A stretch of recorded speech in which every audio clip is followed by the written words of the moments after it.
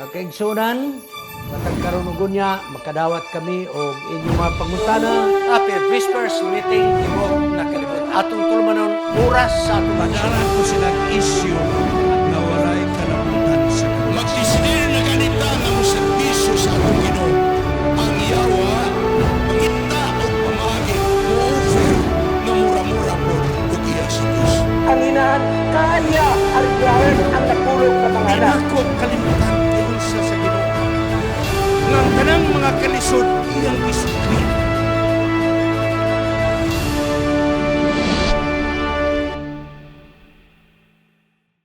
Happy prayer meeting sa Tibok Kalibutan. Ang atong S. Media Ministry, Cagayan City, makikauban kaninyo ng pipila ka mga gutlo alang sa atong oras sa atong leksyon. Mukyan panahon atong isumada, atong isaysay, ang nahanay nga tupiko sa atong pagtuon sa atong leksyon gikan sa Sabbath School Department General Conference. Sa pagsugod, magampo kita. Gamhanan nga Diyos. Salamat nga ikaw nagalugway gihapon sa kinabuhi sa S. Media Ministry nga nagapadayon gihapon sa pagserbisyo sa imo mga katawhan. O balang Espiritu, ikaw mukunsad sa matag usa nga nagapaminaw nga mahigugmaong gihapon sila sa pagsuporta sa imong buhat pinaagi nining social media ministry o nga kini makahatag og dakong pagtulong sa kinabuhi. Salamat kay ikaw nagatubag sa among pag-ampo sa ngalan ni Jesus manluluwas. Amen. Karong mga kaigsunan, niya kita sa leksyon nga ikaduha. Reasons for Thanksgiving and Prayer. Mga katarungan sa atong pagpasalamat o sa atong mga pag-ampo. Ang leksyon igsoon atong makapragan teksto rather sa Pilipos 1:6. Maingon nga kita masaligon niining maong butang. Kinsa siya mo'y nagsugod sa pagbuhat og maayo nganhi kanato ug iya kining tapuson hangtod sa katapusang adlaw ni Hesukristo. Pilipos 1:6. Sa ato paigsoon, unsa ang buhat nga atong nasugdan. Bisag waan na nining kalibutan na iparayon gyapon na sa Ginoo sa lain na nga mga ahensya. Si Pablo tingali tinuyo gyud niya nga matag padala niya sulat sa simbahan sa iglesia.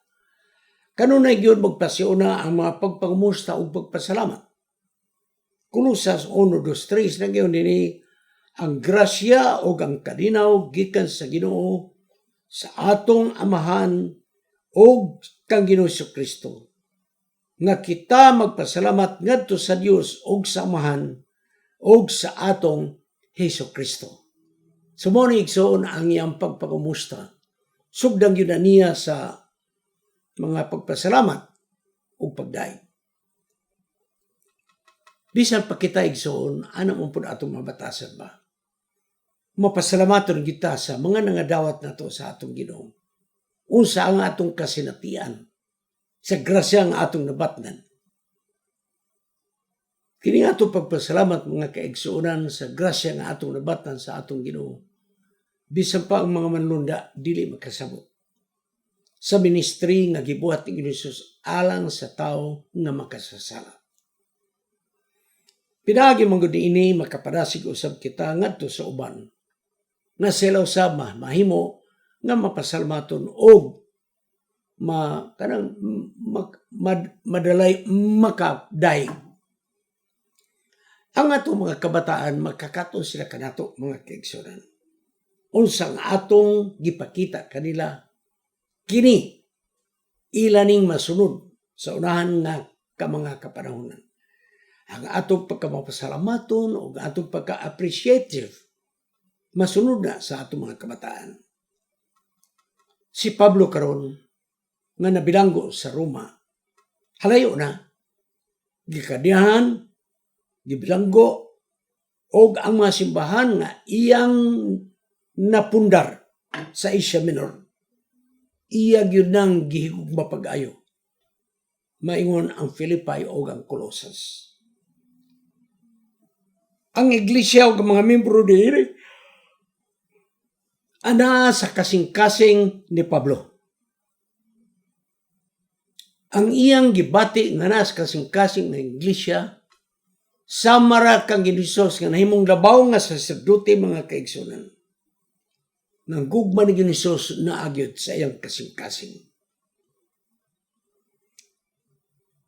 Kung ang mga iglesia na natukod ni Pablo anaa sa iyang kasing-kasing sama kini sa labawang saserdote nga bililhon nga mga bato niya sa iyang dughan. Unom ka mga tribo ang niya sa dughan og sa wala og to tag unom-unom 12 ka mga hamiling bato nga nagsimbolo sa 12 ka tribo na sa dughan ni Ginisos. Mao ni mga kaigsunan ang gibati ni Pablo nga daw ang mga iglesia nga iyang napundar na sa kasing-kasing. Si Ginisos ingon na nga labawng saserdote didto sa langit nun nga sanktuaryo iyang gidala ang mga katawhan diha siyang kasing-kasing kinsa iyang gipakamatyan kining mga tawhana sa kalibutan. Ang Filipos 1:3 wala gyud madirekta nga si Pablo mga kaigsunan. Nagampo alang kanila apan atong mabasa between the lines nga ang Colossus o ang Filipos nga mga simbahan kanunay ginaampo ni Pablo. Unya, mga kaigsunan, gigamit usab ni Pablo na sa iglesia adunay fellowship, adunay pakighalubilo nga gitawag kini sa Grego og koinonia. Koinonia. Ang iglesia kinahanglan adunay fellowship nga magabati ikaw nga ikaw tipik og kabahan nga nga iglesia. Og si Pablo mga kaigsunan nakaambit sa mga kasakit ng Ginisos sumala sa Filipos 3:10. Maingon mo usab ang mga taga-Filipos ila usab nga gipaambit ngadto sa uban ang mga kasakit ni Pablo gani bisan pa man sa pagsuportar sa paninapi alang sa ministry ni Pablo. Filipos 4:14-15. Ang mga taga-Filipos nakigpahat, nakigambit sa mga kasakit nga nagyan ni Pablo. O sila may suportar finansyal sa ministry. So adunay give and take mga kaigsunan. Nagserbisyo si Pablo, nagsuportar ang mga kaigsunan. Nagingon din sa Filipos 1:5, from the first day until now, ang ilang pag-share sa mga kasakit ni Pablo, ang ilang pagsuportar financial, gikan pa kaniadto hangtod karon. O gani sila nagmapasalamaton diha sa Dios uban sa dakong kalipay.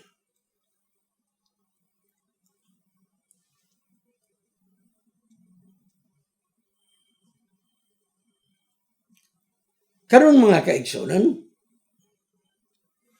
ang mga taga-Pilipos nga nakigambit sa mga kasakit o sa pagsuportar sa mga paninapi, ila kining ginabuhat aron sa pagpadasig sa mga kaigsunan ug maingon nga si Pablo usab madasig sa iyang ministry. Gihulagway ni Pablo ang iyang kinabuhi didto sa bilangguan sa positibo nga pamaagi nga didto sa bilangguan doon na siya dakong oportunidad sa pagpamatud sa kamatuoran o sa pag-confirm sa pag-angkon sa mga balita. Filipos 1:7. So mao ni ang nabot ni Pablo dito sa bilangguan. Kining duha ka mga legal terms, defense and confirmation, iya kining gibati o iya kining gibuhat tungod kay dito sa bilangguan daghang mga sundalo nga nagbantay kaniya o nagtanaw usab sa mga bisita. O ang mga bisita o ang mga sundalo nga mga Romanhon napahata niya sa mayong balita. Busa pinaagi ni iyang napamatuod ang kamatuoran sa mayong balita nga gikinahanglan gyud ni alang sa ministry nga pagabuhaton. Si Pablo wala kayo maghatag og pagtagad sa iyang ugma ug sa iyang umabot. Wala.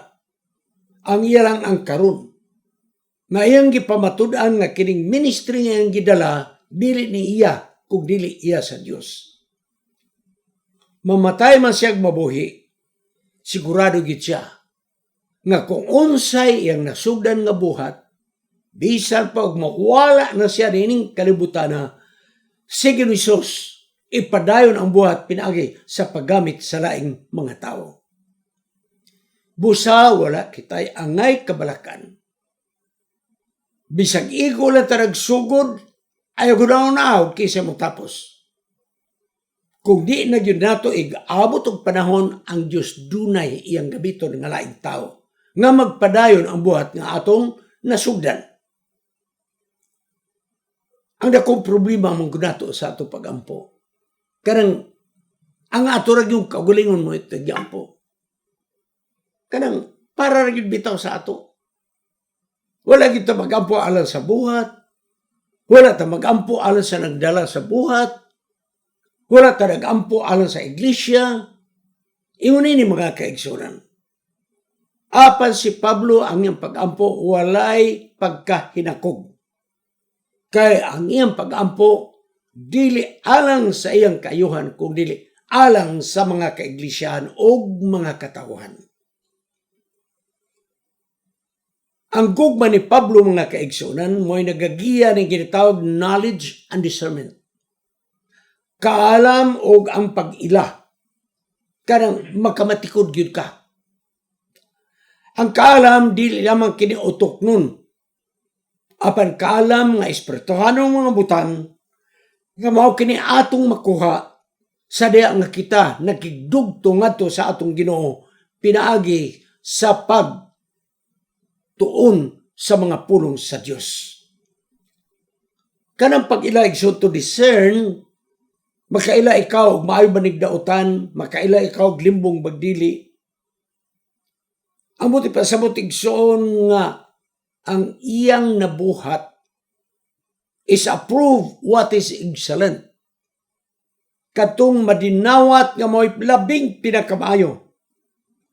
Discernment ba kini ang distinguishing it from what is morally harmful. Ang pagila nato kung makadaot ba ni nato. Ang pagila nato kung kini makaayo ba kini sa atong pagalagad. Busa na yun nini, and so be pure and blameless. So kinahanglan mga kaigsunan, mo discern yun ta, mo ilag yun ta, unsa ang putli ug unsay walay buling sa atong pagkinabuhi.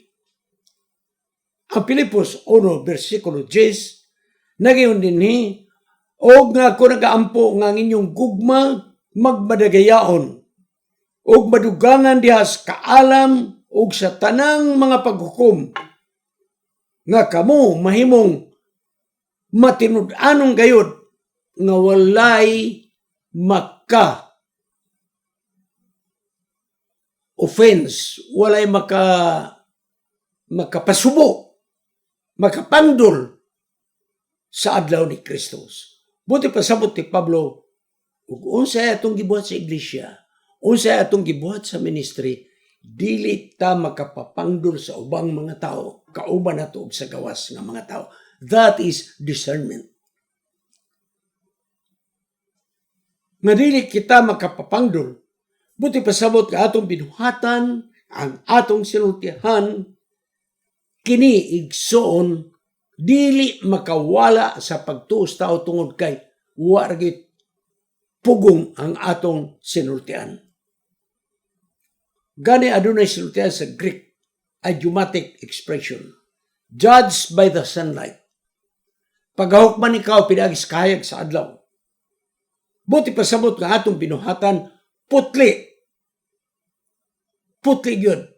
Purity of act. Mao nga ningon si Ellen G. White sa Reflecting Christ, page 71, everything that Christians do should be as transparent as the sunlight. So matag binuhata nato, kinahanglan makita sa mga katawhan, sama sa utong tutok nga walay matago sa atong kinabuhi.